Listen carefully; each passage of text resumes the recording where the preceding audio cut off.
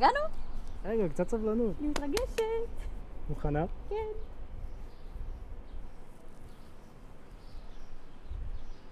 אתה בטוח שזה פה? כן, כן, זה פה.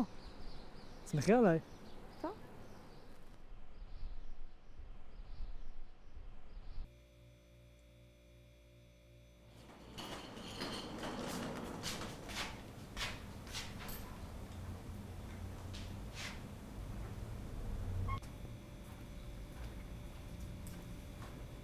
אז איך זה עובד בדיוק?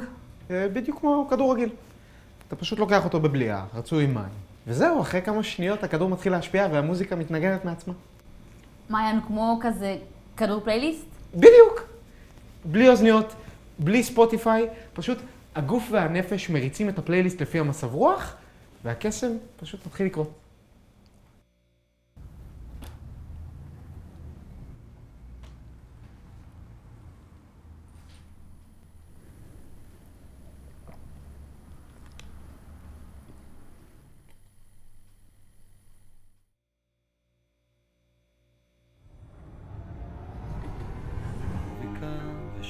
יואו! זה מטורף! אתם שומעים את זה גם? לא ולא. רק מי שבלע את הכדור משתתף במסיבה. תקשיב, אתה חייב לעשות את זה, זה מטורף. וואי. רגע, ונניח שאני רוצה להחליף שיר.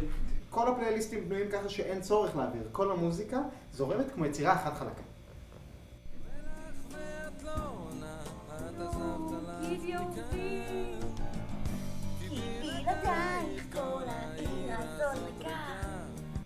הרחובות ביתומים, רגע של געגועים, ברגע של דממה אקרא לך שוב יהיה לעיר הזאת עכשיו אליי.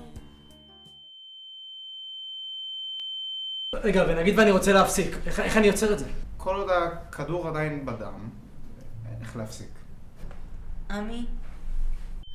מה קורה פה? רחלי, מה יש?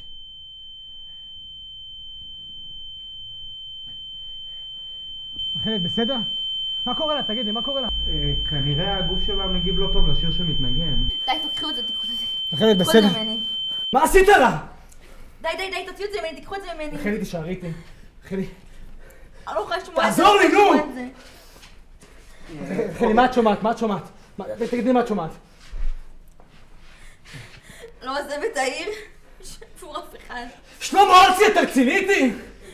מה הבעיה בשלמה ארצי? אסור לה לשמוע אותו, נו! רחלי.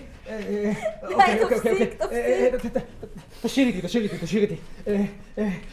שובי לים. שובי לשם. שובי.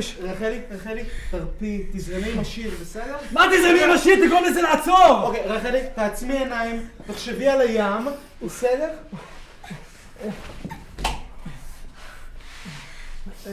אוקיי. תפתחי את הפה, צמיחי עליי, תפתחי את הפה. לא, מה אתה משוגע? עופי בו, אתה רצון שלך, עופי בו! אוקיי.